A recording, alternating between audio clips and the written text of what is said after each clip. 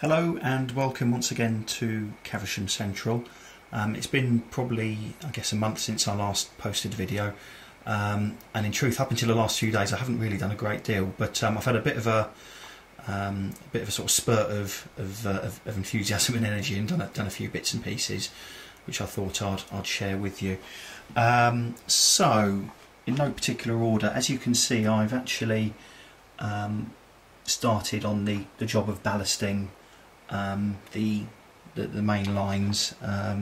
Clearly there's a whole load more to do, but I've been doing a fair bit of ballasting, and also have put in the concrete trunking along the track side, which I'm happy with how that looks as well. So that's the first thing.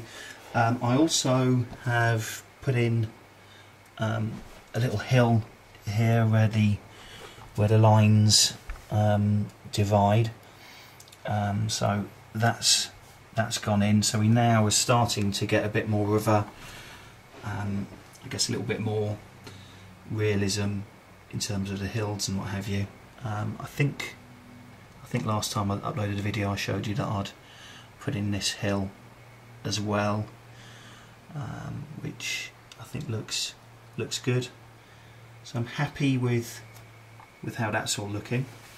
The other thing which I've started work on is going to be the fuel or oil unloading area. So I've used some of the Woodland Scenics, I suppose plaster of Paris really, just to get that down for a concreted area. And the idea is that we'll have the Merco fuel tank and the fuel unloading kind of gantries along here, and this will all have to be fenced off with security fence, which I've started to work on. I've put together the gates for it, so the idea is that these will go across the lines. I slightly improved it. I bought some barbed wire, imitation barbed wire obviously, which I've put along the top, and I'm happy with how that's looking. So that's in terms of the construction, what's been happening.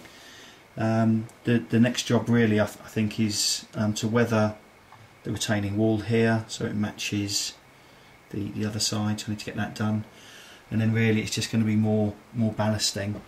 On this side here, what I'm going to put in is some sort of scrapyard, and I think that'll look good. I've seen that on a couple of other layouts, and I'm going to try and do my own version of that.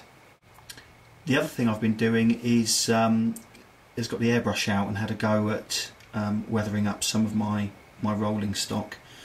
It's the first time really I've used an airbrush. It's taken me a little bit of time to get used to it, but I'm happy with the results. So just to show you this line of mobile oil tankers, which have all been weathered up.